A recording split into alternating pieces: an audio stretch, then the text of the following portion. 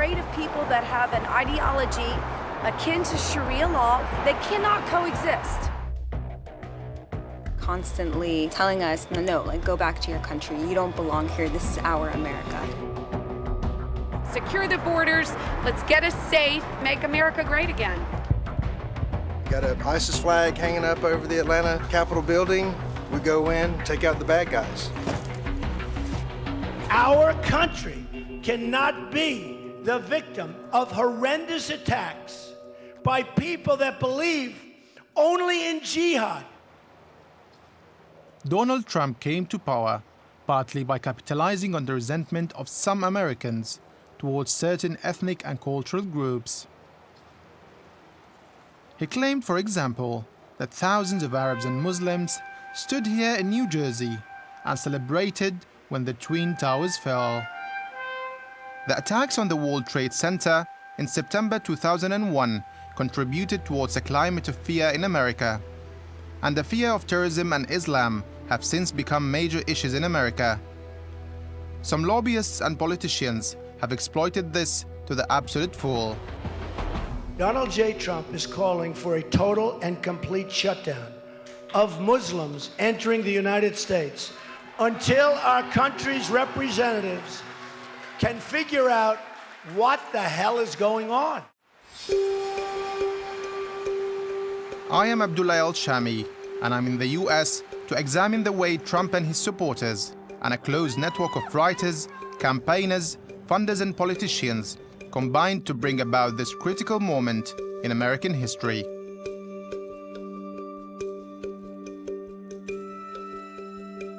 The Southern American states have a history of discrimination going back to slavery and are where there's been the biggest rise of what's become known as white supremacy.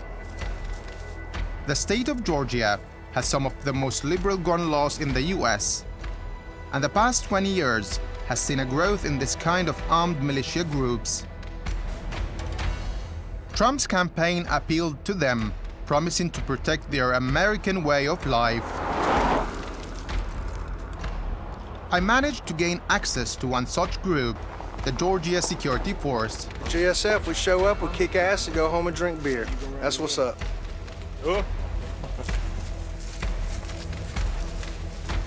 The group was on a training exercise and allowed me to observe.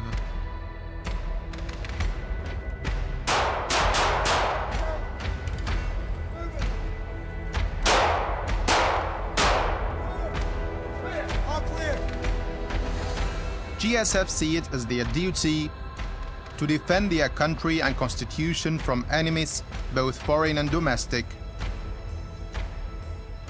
You got an ISIS flag hanging up over the Atlanta Capitol building. GSF is in the neighborhood. We go in, we clear it, take out the bad guys, rescue the civilians, the hostages.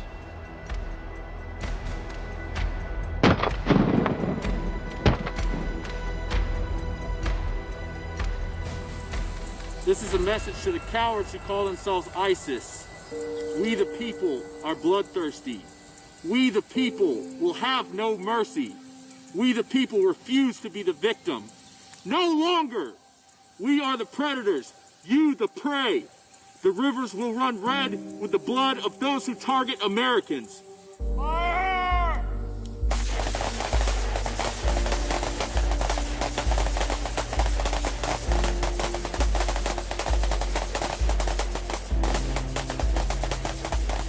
Given the opportunity, I would shoot them before they had a chance to harm other people, anybody. I asked Chris what would happen if a Muslim asked to join the Georgia Security Force.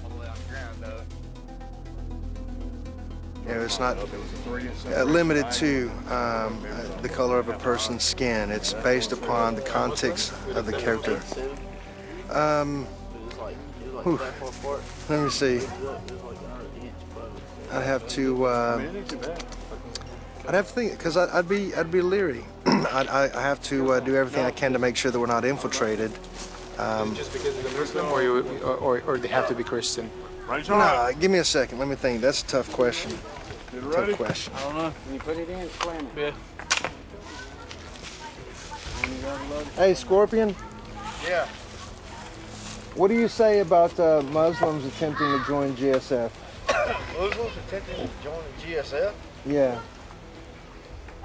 What scares me, about Muslims joining is that I know that there are rogue elements that wish to do harm to people, and if I just don't see it. It's not as prevalent or widespread in other religions or beliefs or systems.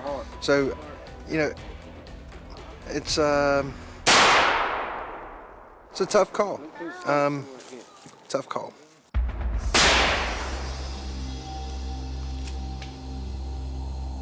I was honestly quite surprised when Chris agreed to my meeting his group. His attitude to Muslims is pretty clear. He even teaches his children how to use guns. I'm gonna do 3 shots. What protection do you need? If somebody breaks in, then we have that gun for safety.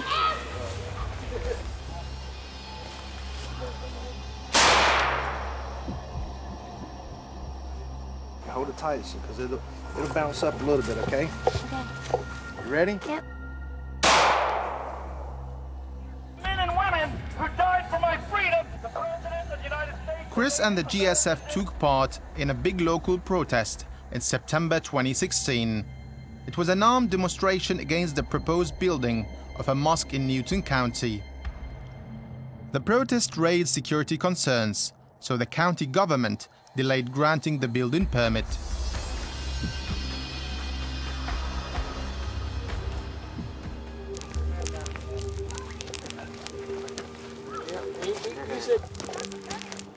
Chris invited me to his home. I was hoping that he and his friends might open up about the affairs of Islam. My biggest fear is all I can think of is ISIS. Like the terrorists and ISIS just starting a war.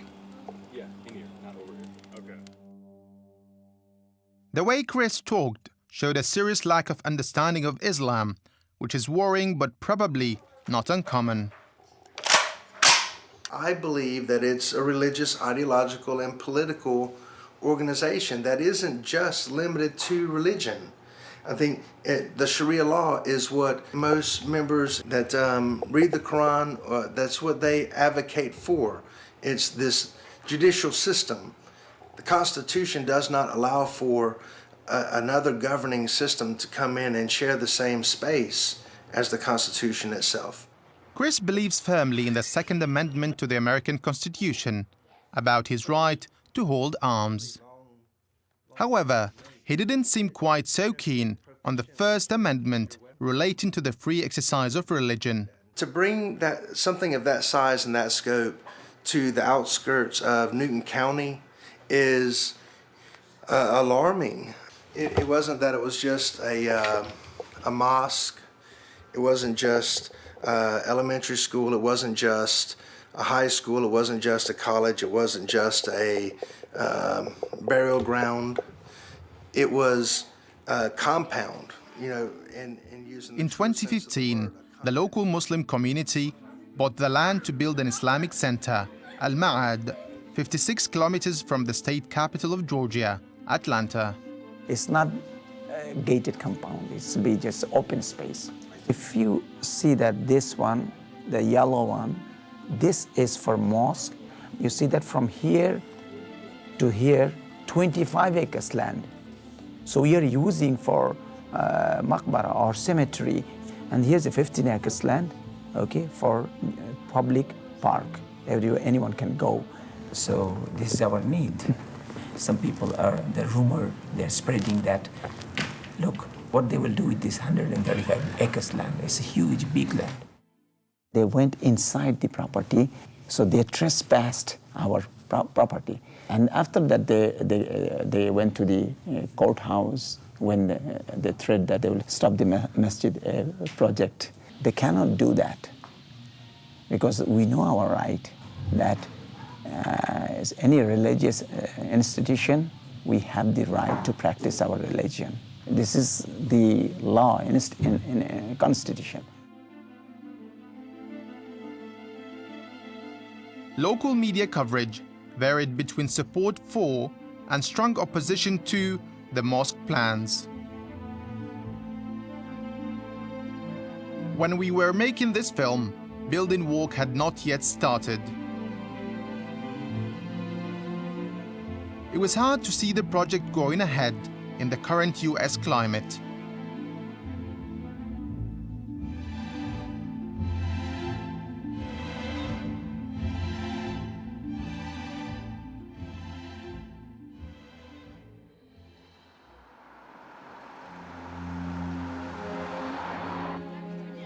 Not far from where Chris and the GSF were training, I visited a summer camp in rural Georgia.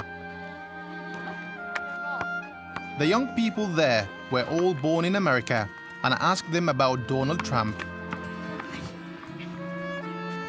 He's not a big fan of us, I would have to say.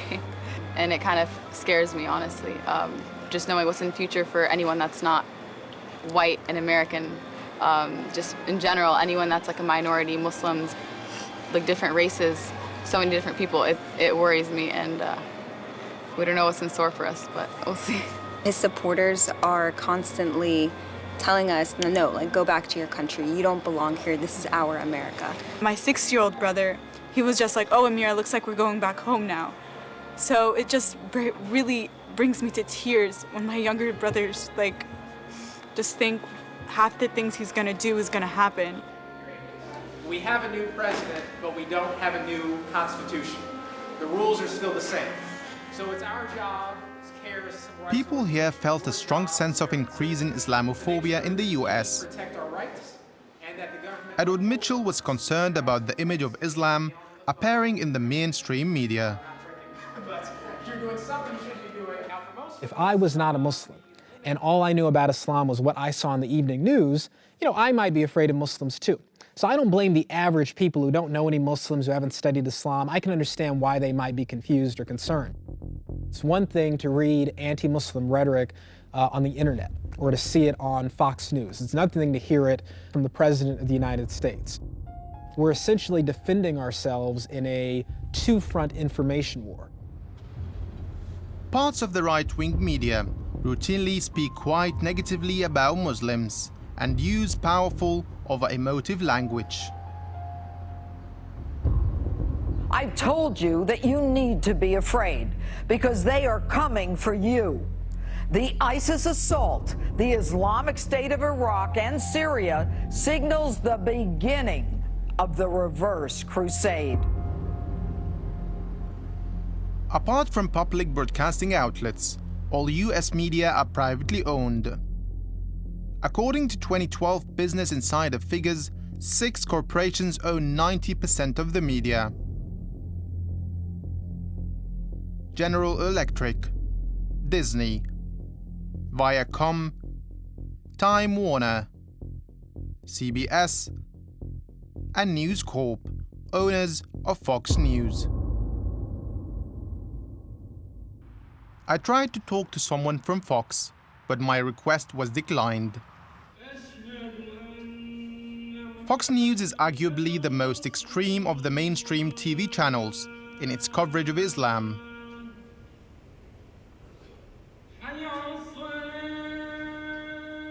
Many conservatives now live in a bubble where they never hear anything outside of media that has a strong right-wing conservative bias. They've watched it so much that they have done what I call self-brainwashing. They have gone from being perhaps moderately conservative to being rabidly conservative. And so these very, very narrow, highly ideological news sources have taken over. I don't know what you do about that in a free society. I was interested in the concept of how fear actually works. So I visited the psychology department of New York University. What are the subliminal forces at work in people's phobias?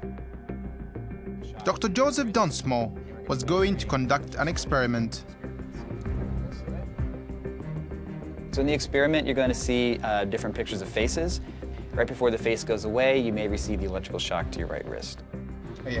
You felt that? Okay.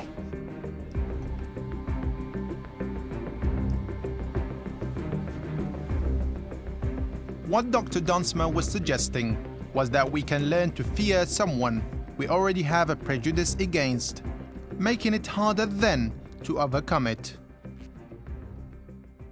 Through media, we acquire fears of things that we don't have direct experience with, but that have been communicated to us. And these use the same defensive fear circuitry as if you were having that direct experience.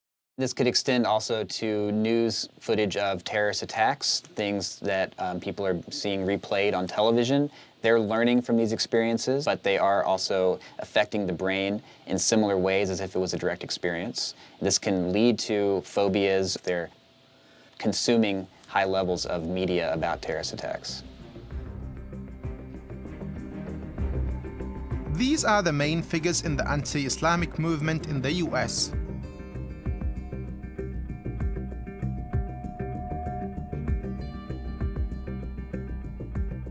First is lawyer David Elshamy, co-founder of the American Freedom Law Center.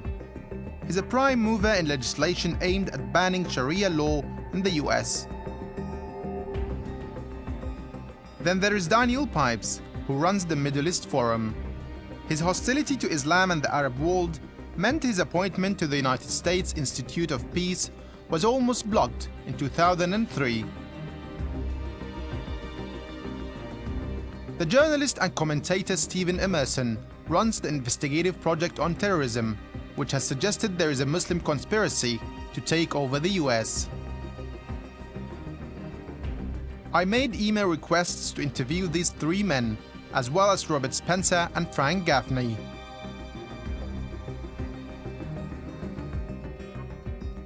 Gaffney runs the Center for Security Policy in Washington, D.C., and has suggested that mainstream Muslim organizations in the US want to destroy it from within. He's closely connected to the Trump administration, and the president has used Gaffney's research center to justify his policies towards Muslims.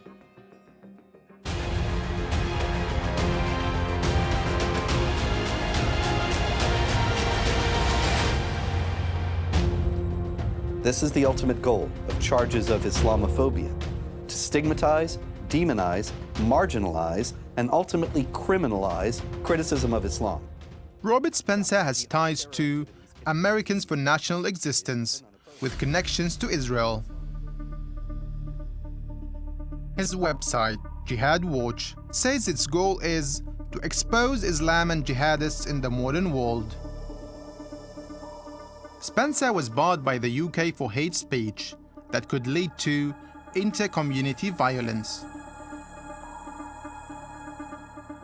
Spencer and Gaffney both turned down my requests for interviews.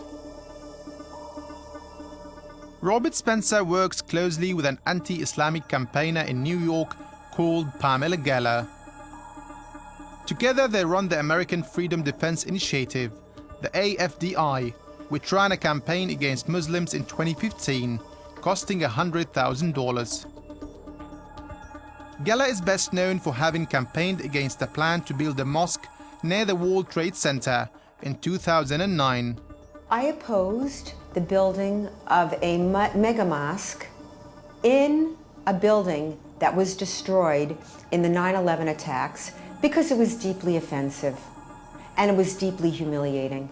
And it was uncalled for. I'm very happy that it was defeated. I think it would have been Mecca on the Hudson.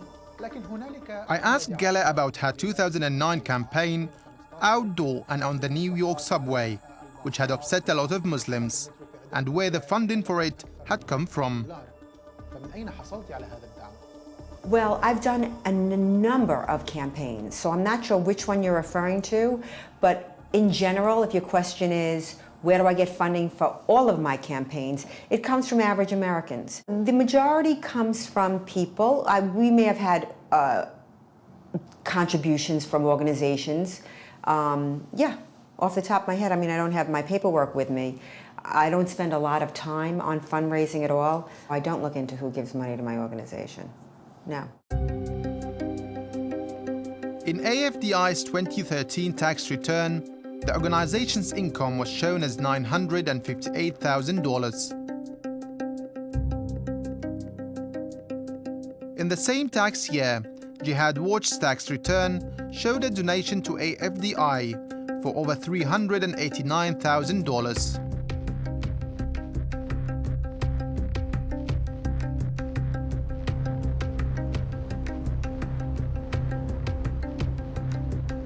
There seemed to be a well-funded set of interconnected groups working concertedly against the Muslim community in the US and abroad. The movement now has a clear influence on government, which wasn't there before. It's also having an impact on American life. Trump's election is proof of that, and been expressed on the streets of American cities.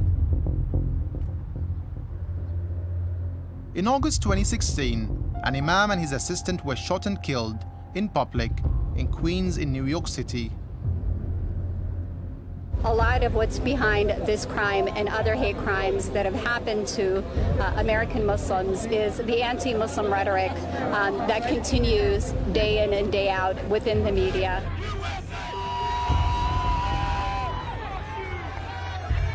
Fear about the anti-Muslim rhetoric coming from the White House is this, that it could not only embolden anti-Muslim bigots, but also Muslim extremists. I will absolutely take database on the people coming in from Syria. I've made it known, if I win, they're going back. We can't have them. They're going back. Trump was talking about Syrians like Misbah and Malak, who were granted asylum in the US after a 2-year vetting process. Less than 2 months after their arrival, the future for them and their young son looked less certain under the new president.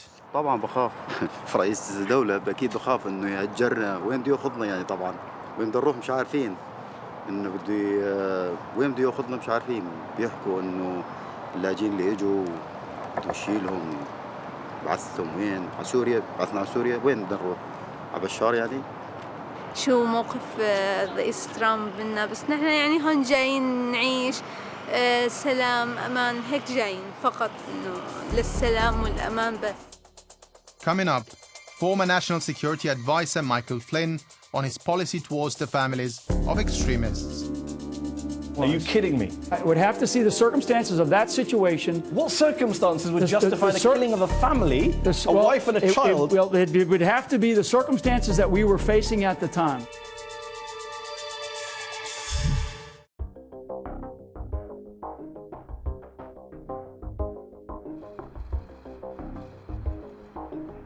I am Abdullah Elshamy, and I am in the US looking at Islamophobia after the election of Donald Trump as president.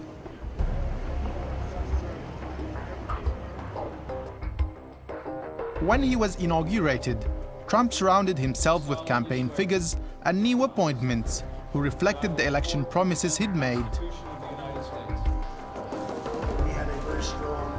Stephen Bannon used to run the right-wing news website Breitbart and took over as Trump's election strategist in August 2016.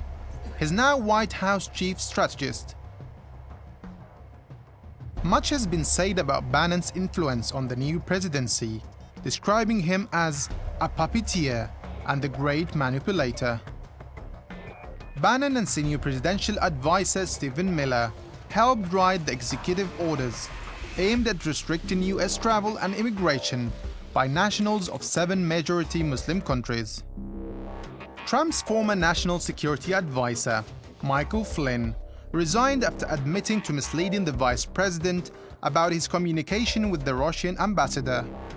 Aljazeera's Mahdi Hassan asked him about his policy on terrorism suspects. Would you kill the family of a terror suspect, yes or no? I would have to see what the circumstances of that situation was. Are you kidding me? I would have to see the circumstances of that situation. What circumstances would justify the killing of a family, a wife and a child? It would have to be the circumstances that we were facing at the time. Flynn's tweets were also revealing. "We are facing violent but very serious and cunning radical Islamists," he tweeted. "We can be war-weary when we win, If we lose, we have nothing.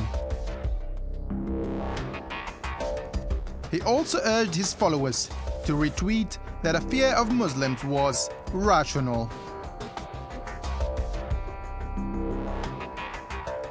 Daniel Pipes founded the Middle East Forum in 1992 to warn of what he called the rise in Islamic presence in the West.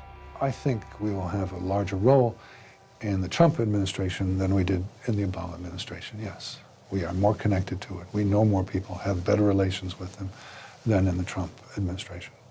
Yeah. But in Congress remains pretty much the same. I already have been giving advice publicly. I have not been giving advice privately, with a couple of exceptions. Yeah, I've given a little bit, but overall, it's been a public discourse, not a private one, and I would be delighted to be helpful. I asked Pipes what kind of advice he'd given the Trump administration. I have, in particular, given some thoughts on the Arab-Israeli conflict. Well, I'll keep that for private, since it was a private. I asked Pipes how he described a moderate Muslim. By moderate Muslim, I mean someone who wants to live in the modern world, is a Muslim, lives in a Muslim way, but is not looking to go back to, say, the 7th century or the 1st century Hijri and replicate what the Prophet Muhammad did. What about his funding? My organization is funded by people who support my views and the views of my colleagues. I'm saying, here's what I do. I hope you like it. I hope you support it. And people do or people don't. So really, the funding is not very important, what I have to say. And when they don't like it, they stop it. I can tell you that there are a couple of different kinds. Some support, most of it, simply said, here's some money, continue your good work. In 2014, Pipes Middle East Forum's tax return listed the Donors Capital Fund and the Abstraction Fund as its two main sources of income, to the tune of $2.25 million. The forum also gave out grants, including to the Friends of Israel initiative, for just over $250,000.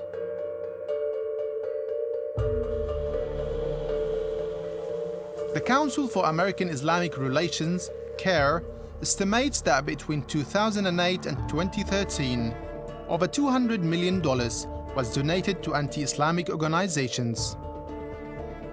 A joint report between CARE and the University of California says that 73 organizations benefited from these funds.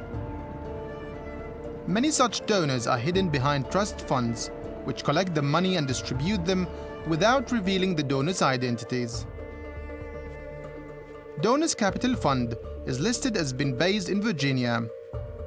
It allegedly channels millions of dollars a year to Daniel Pipes, Robert Spencer, and their associates. Hi, hello. Yeah, my name is Abdullah from Aljazeera TV. We've sent some emails and tried to contact you. Sure. We wanted to talk about the fund and the projects it gives money to. Let me see if I can get someone to help you, okay? Sure. Apologize, we're not going to be willing to comment on whatever it is. I can give you my name. It's Chris Ryder. Okay, can we ask just one question? No. Our answer is no comment. The fund's tax return shows donations to a list of organizations, which includes Daniel Pipes' Middle East Forum. The Abstraction Fund is also on the list. Not having had any replies to my emails, I went to their offices in New York City. He's not expecting you, obviously. We've actually tried sending them emails, but no one came to us, so... Okay. Are they willing to speak to the media or not?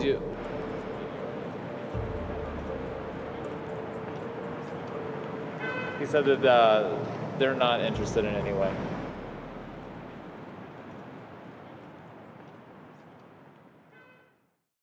Well, this is a network that's been around now for 15 or 20 years, and it really came into its own in the aftermath of September 11th. We have 4 or 5 individuals who are the key drivers They are the ones who are providing the intellectual and scholarly work, such as it is, behind this network. It's people like Frank Gaffney, who runs the Center for Security Policy, and you have David Horowitz and Daniel Pipes, two others. Daniel Pipes actually has a genuine scholarly background, but he has really gone hard onto the anti-Islam, anti-Muslim bigotry in the last 10 or 15 years, so much so that he has lost the support of many of the people he used to work with and associate with when he was a well-respected scholar. Then you have Robert Spencer and Steve Emerson. Steve Emerson categorizes himself as a counterterrorism expert, but his counterterrorism policies are really just anti-Muslim bigotry that are masquerading around a security veneer. Frank Gaffney and Daniel Pipes are on the advisory board of something called the Clarion Project, which Ken Good says has received $25 million from the Donors Capital Fund. There are 5 films on its website, including Obsession, made in 2005, Radical Islam's War Against the West. It was reportedly distributed free to 28 million homes before the 2008 presidential elections. The Clarion Project has been linked in media reports with an Orthodox Jewish organization called Hatura. On its board is Walid Faris, a Lebanese-born academic, political pundit, and Middle East commentator for Fox News. Hatura is Jerusalem-based, but shares a New York address with the Clarion Project, as well as staff and fundraising sources. I found a poor-quality video on its website, which purported to show a training exercise in a place called Islamburg in upstate New York. I sent the video to a company specializing in open source and social media investigation and asked Eric Toller what he could find out about where the video was filmed. What we have here are two screenshots. The top screenshot is from a video that supposedly shows a jihadi training camp or whatever in Islamburg in the Catskill Mountains in New York. And the video's quality is very bad. It's an old VHS tape. And this is a screenshot of what seems like some young girls who are going through some kind of military combat training. And you see here the contours and the shape of the lake seems like it's similar to that of the satellite imagery. It's not for sure, but it's close. And you see right here, you have the embankment that goes back a ways, and you have the trees in the background, which match what we see in the satellite imagery. You can't get 100% identification on the pond because the features are so generic, but the pond looks about the same as what you see in satellite imagery. You see right here, the timestamp says January 29, 20, and then the last 2 numbers of the year are gone. It really doesn't look like January at all. This was not filmed in January unless it was some freak, super warm month. We don't even know if it's actually in the 2000s or not. So I think that the timestamp alone makes me think that it could be filmed earlier and they tried to cover it up and maybe, because obviously it's scarier if it's, post 9/11 rather than pre 9/11. I asked Eric if the video could have been used out of context by the Clarion Project. It could be something completely different, completely out of context that we have no idea about, or it could be maybe it is, some kind of, military drills, but it could be something totally taken out of complete context and could be something completely innocuous. I decided to go to Islamburg to see if the project's portrayal of the community was accurate or not.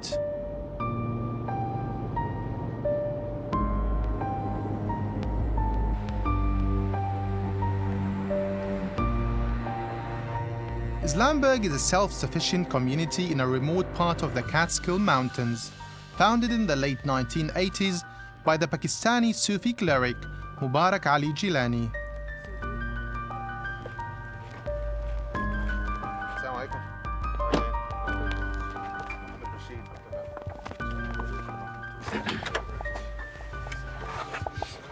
Here we're able to practice our Islam without interruption, without disturbance. We have large families, very large families, that go out, they commute back and forth, they go to work. We are your doctors, we are your lawyers, we are your engineers. The misconception that residents of Islamburg, that Islamburg is a gated community and we're isolated from society is wrong. There'll always be that evil, negative propaganda that's stirred up to bring about this ultimate clash of civilizations. And these are the goals of those individuals and that hidden hand that wish to bring Muslims and Christians and Jews and people of the book against each other. After showing me the mosque, they invited me into their home, where I asked about the notorious video. That video that they're always passing around, it seems very old. And since I've returned from law school 20 years ago, that has not taken place, but Americans have a right to defend themselves. A group of ladies learning self-defense. That's what you see. Try doing a search on YouTube right now and looking up militia and training videos, and you'll see a lot of white supremacists, right-wing militia extremists dressed in camouflage with actual guns, doing drills right here in the United States. I would say, very openly that it's a double standard, that white privilege. I mean, Muslims are targeted.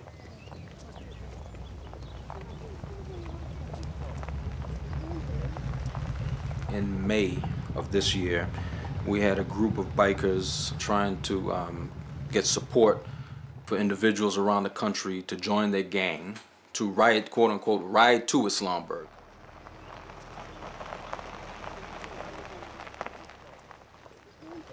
The local communities of Muslim faith, of Christian faith, and of Jewish faith came together and stood with Islamburg and stood with the American Muslims that reside here and stated to those bikers, we will not tolerate this type of hate and this type of bigotry that you are promoting.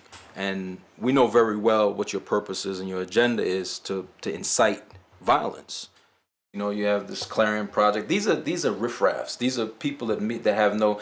This is their business. They've made Islamophobia their business. It pays, and it pays well. Islamburg and the other 20 or so such towns in the United States, I think, are very dangerous. They are. They call the Muslims of America, and they follow Sheikh Jilani of Pakistan. They're heavily armed. They're very aggressive. They're very dangerous.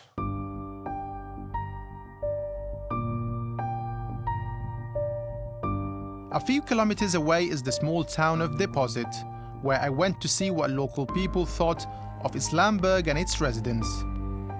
They kind of just bash it a little bit, from what I've heard. On the news, they think it's something secret and that they hide stuff from the everyday people that live around here. I've played basketball with a couple of the kids my age, and they seem like pretty friendly people. They don't give us problems, we don't give them problems. You believe there's all this military training, terrorist camps they've been saying? No, not at all. They've said that they have people up there with guns that stand at the gates or whatever so people can't come in, but I don't believe that at all. Because of a lot of the terrorist stuff going on, it's getting blamed on Muslims and all of that religion. So I see them pointing out Islamburg because they're that religion.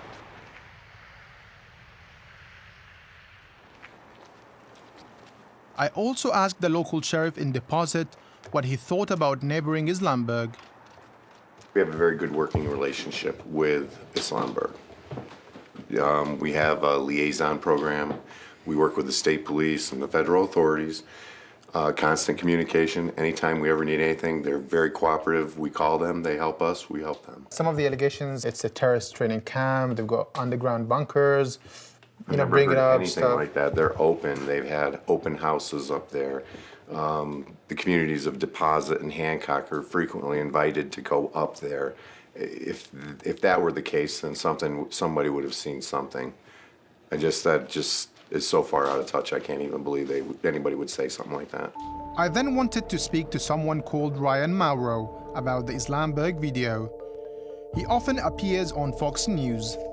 Is this organization, Muslims of the Americas. They claim to have 22 of these enclaves around the United States. And according to our sources within the organization, they believe Donald Trump is going to crack down on them, have law enforcement raid them.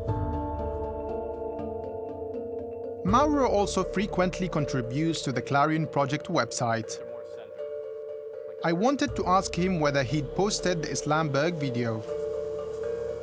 That was never mentioned, but... Is that a problem? After initially agreeing to be interviewed, Ryan Mauro later withdrew his consent.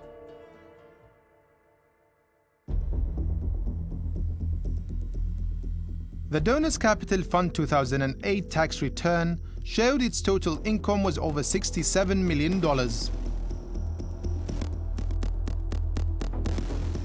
It also showed that it donated over $17 million to the Clarion Project. I asked the Donors Capital Fund for an interview, but they declined. I have been doing this work since 9/11, and I do believe that we have increased awareness my colleagues and I have increased awareness of this critical issue to a point where America was receptive to President-elect Trump's message. I set out to make this film because I thought Islamophobia had been on the rise in the United States for some time.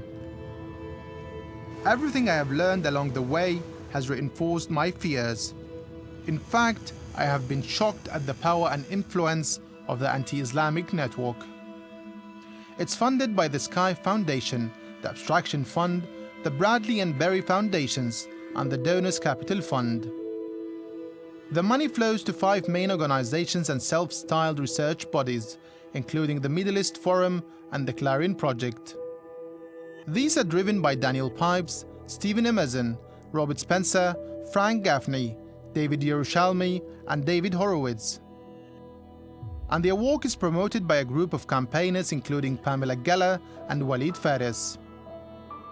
Conservative NGOs like Act for America, Stop the Islamization of America, and the Eagle Forum complete this well-established and comprehensive network.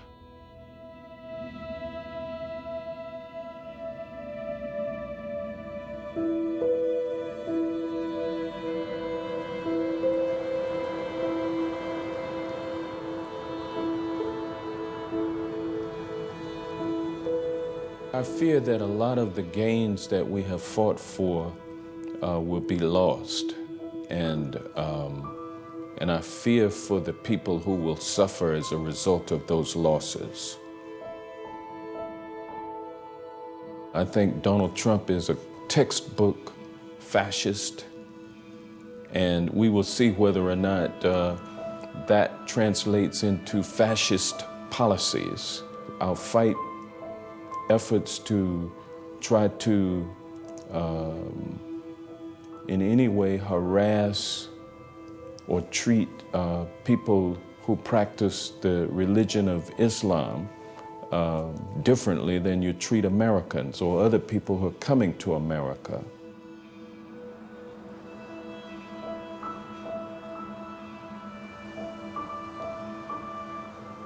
On the 20th of January 2017, Donald Trump was inaugurated as the 45th President of the United States.